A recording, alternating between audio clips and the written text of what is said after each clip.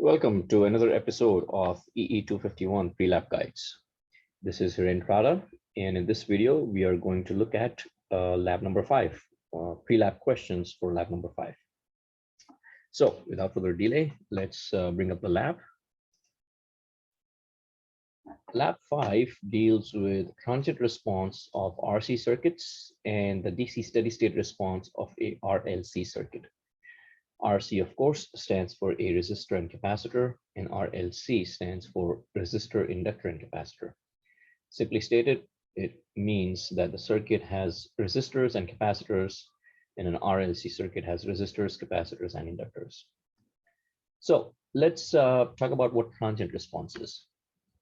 In a capacitor and an inductor, we have energy storage capabilities. So unlike a resistor, a capacitor and an inductor can actually store energy and then release it back into the circuit at a later period in time.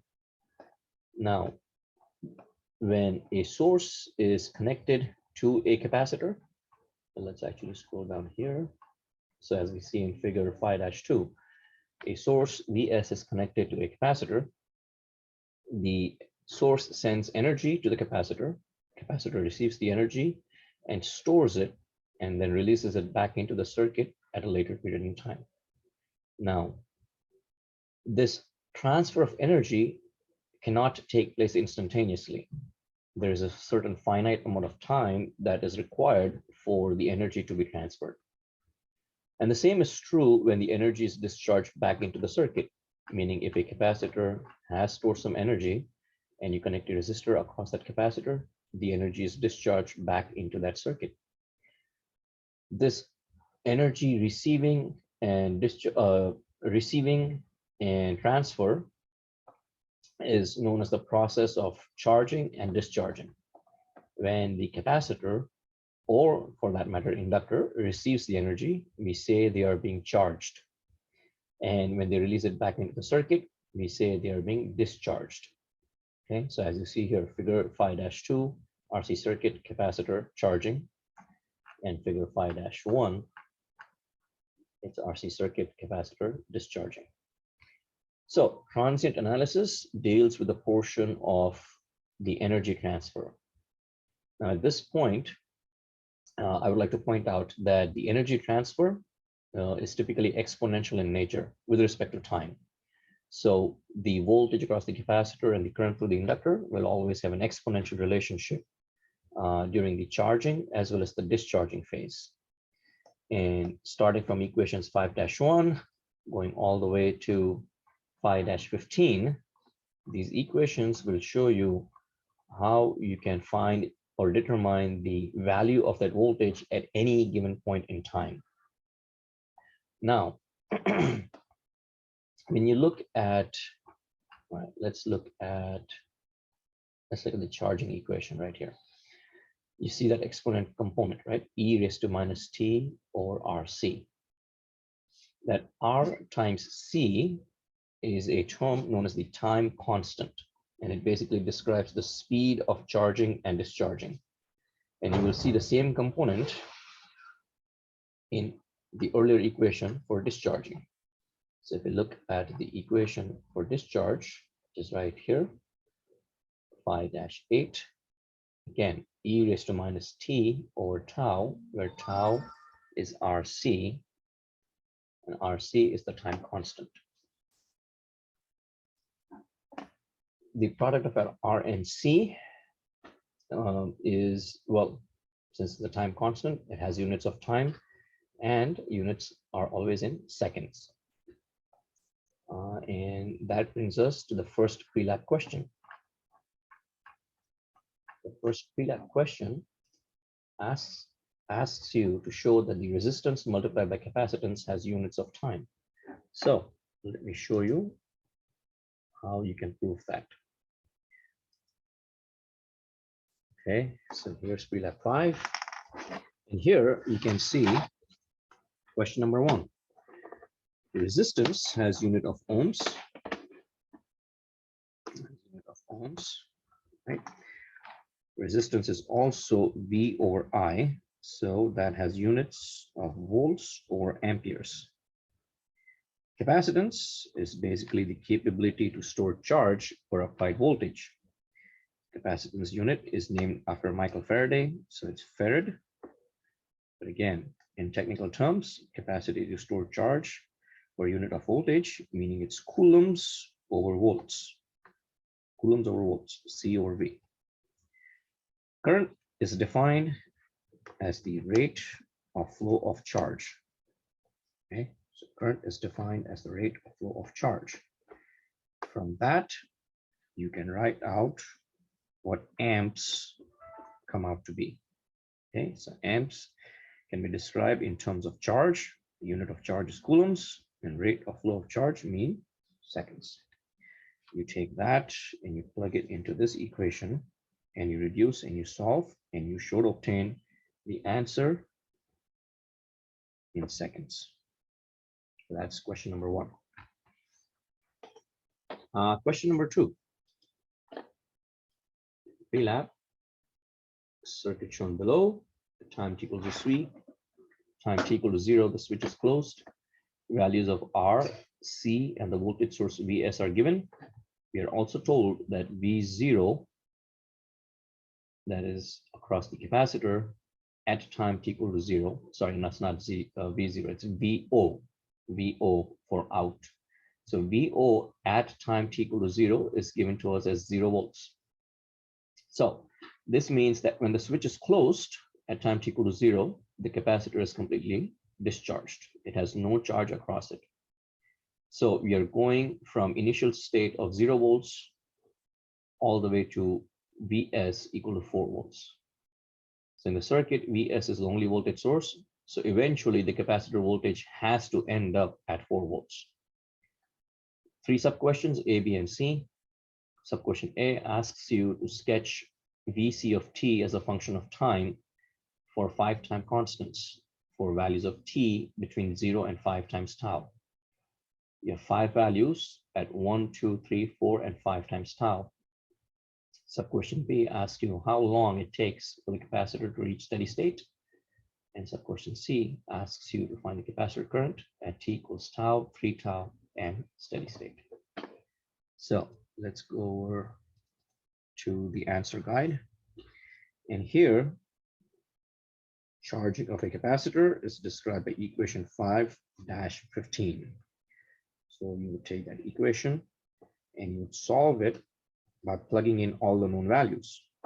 All the known values means you plug in tau, value of R and C are given to you, calculate tau, plug that into this equation, and you obtain an expression for the voltage of the capacitor as a function of time. Then you plug in time t as equal to 1, 2, 3, 4, and 5 times tau. When you plug those in, you will have data points.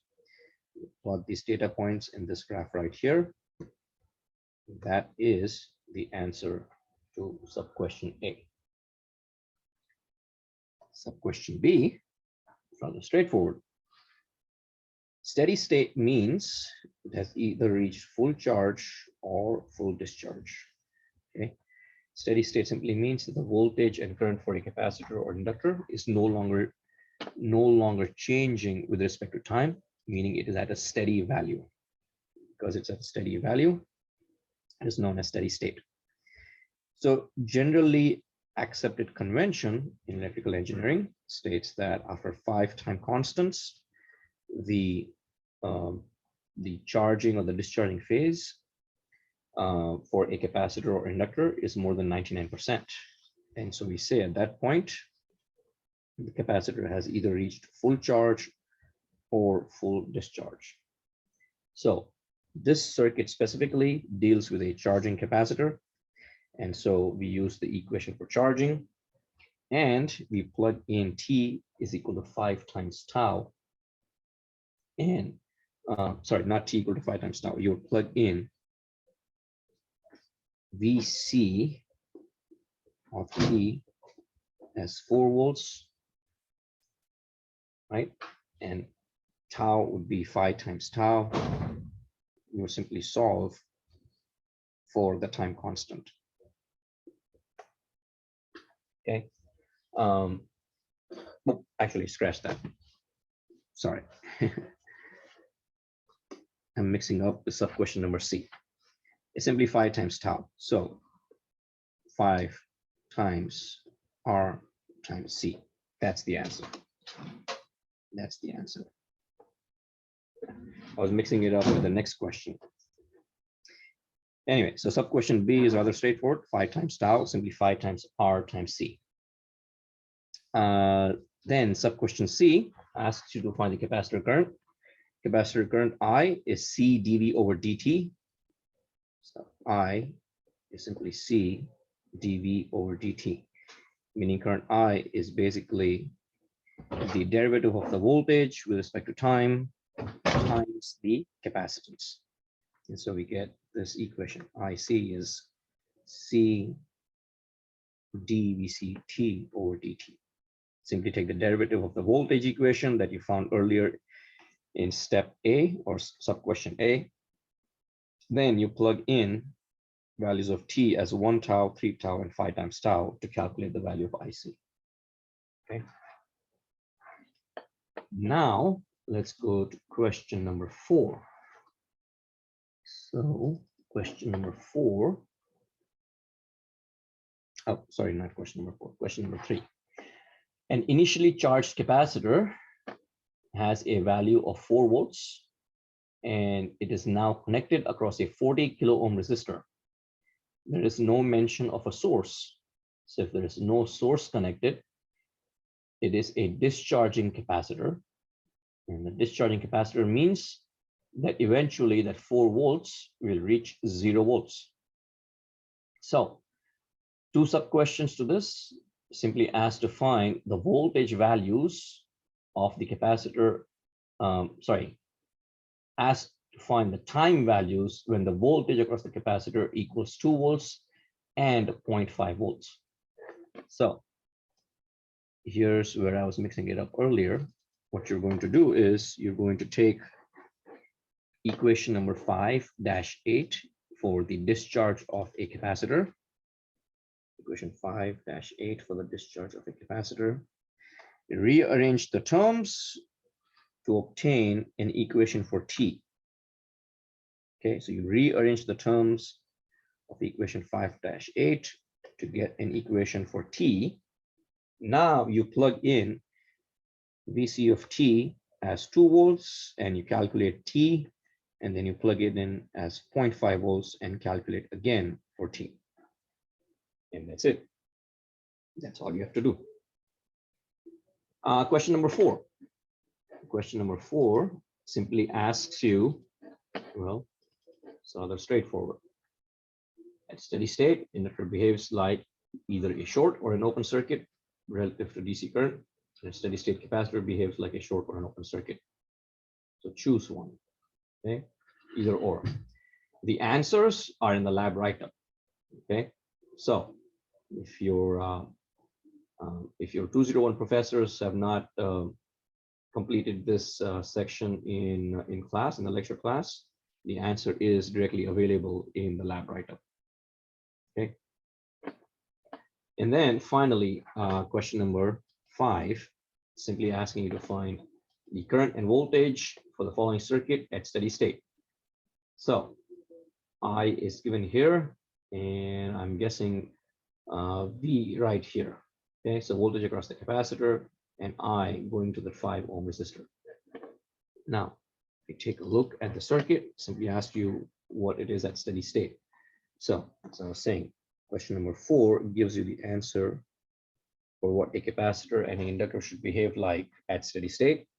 You would simply take that, you replace the capacitor and inductor in question number 5 circuit with its steady state equivalence, and then you solve for I and V. And that's it. When you replace the capacitor and inductor, all you would be left with in the circuit are a bunch of resistors. And so it's a resistive circuit analysis. And once you only have resistors in there, you can use any method you want to solve for I and V. Okay, well, that is the end of Prelab 5. If you have any questions, please feel free to reach out to me. My email is htrada, HTRADA at calpoly.edu. Reach out to me, reach out to your lab instructors, or you reach out to your lecture instructors. And well, good luck. I will see you in the next episode.